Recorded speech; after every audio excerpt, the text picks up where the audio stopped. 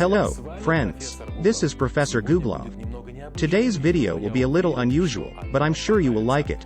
So, get comfortable and let's go. Volga Don Canal. The Volga Don Ship Canal is one of the most important interbasin waterway connections in Russia and the post-Soviet space. The canal connects the Volga with the Don, and, accordingly, the isolated Caspian Sea, with the Caspian ports of Russia, Kazakhstan, Azerbaijan, Turkmenistan and Iran, with the Azov and Black Seas of the world ocean. The history of this water connection goes back to antiquity. The first attempt to connect the Volga and the Don during his campaign to Astrakhan was made by the Turkish Sultan Selim in the middle of the 16th century.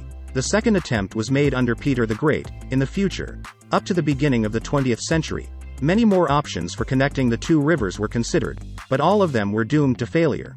Without the most complex and large-scale hydraulic engineering works, the creation of a navigable canal through the dividing rivers Irgun and Heights was impossible. As a result, the Volga Don Canal was built in Soviet times, after the war, in 1948 to 1952.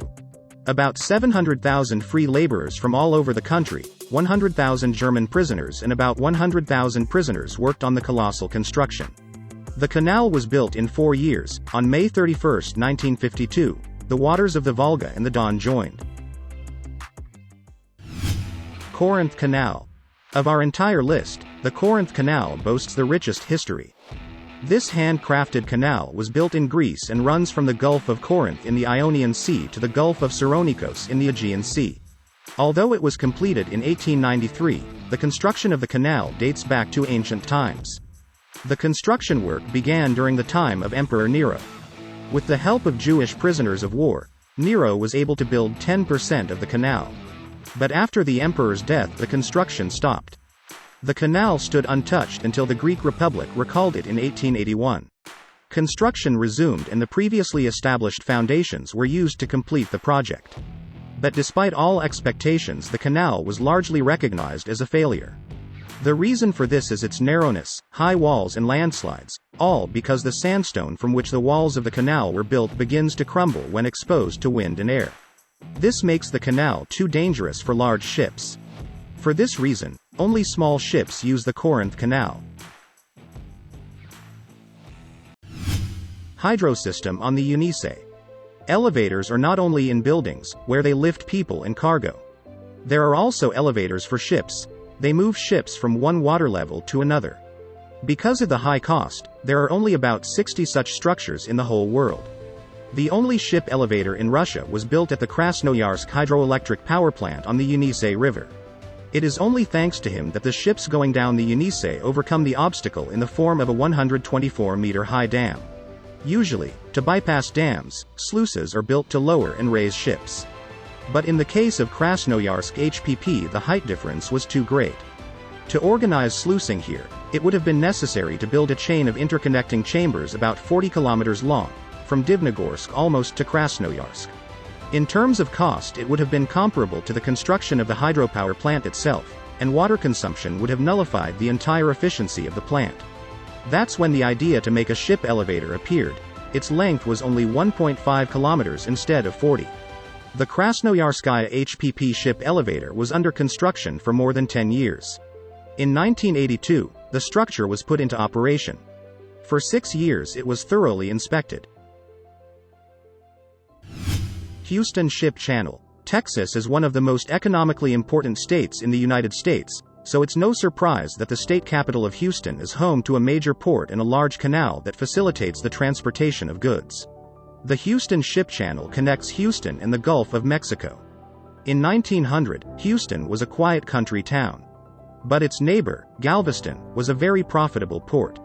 That all changed when a hurricane wiped Galveston off the face of the earth.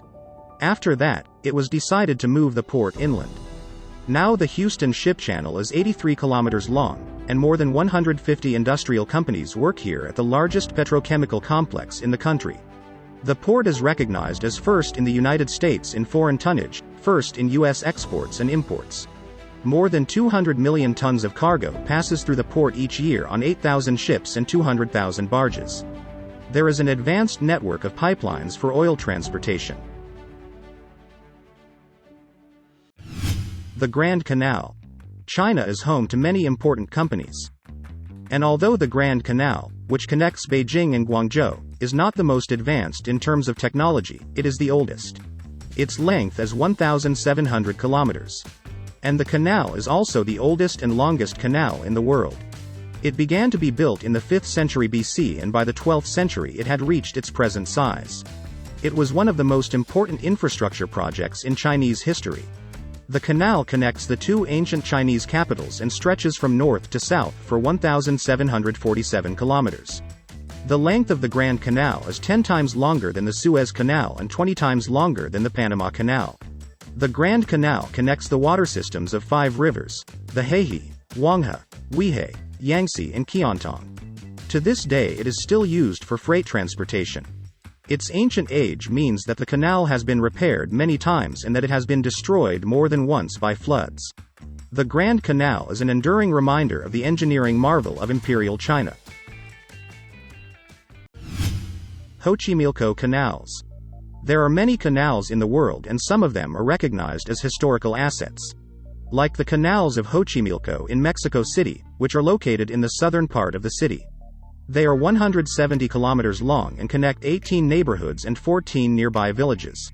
In ancient times, before the Spanish conquest, Aztec tribes created artificial islands on Lake Xochimilco to grow flowers and vegetables, which were then transported to the city in flat trajineras boats. Today, the legendary canals of Xochimilco serve as a place for numerous tourists to stroll through, and for which they organize noisy picnics. An interesting fact is that such canals permeated the entire city, but after the conquest the water level dropped, and for this and other economic and geographical reasons the canals fell into disrepair.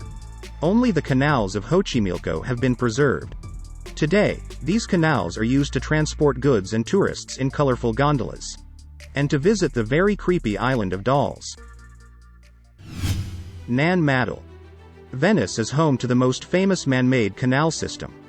But it has a namesake, the little-known city island of Nanmatle, which is located in the Pacific Ocean, in the state of Pohnpei, not to be confused with the Italian island of Pohnpei, which is part of the Federated States of Micronesia.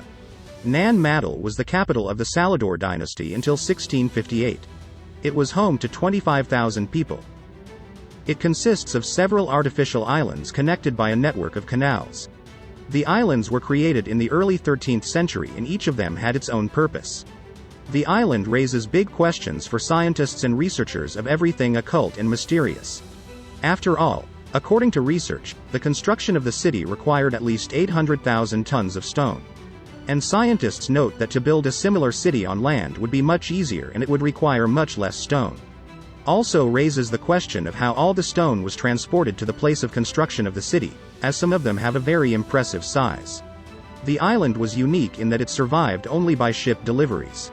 Nanmatle was home to the chiefs of all the tribes. This allowed the rulers of the dynasty to keep an eye on them and not let them take all the power for themselves. After the island was attacked by the inhabitants of a neighboring city, Nanmatle fell into disrepair and people left it. Bangkok Canals. Well, as I promised, the video was interesting. So, subscribe to the channel, give it a thumbs up. See you tomorrow. Bye for now.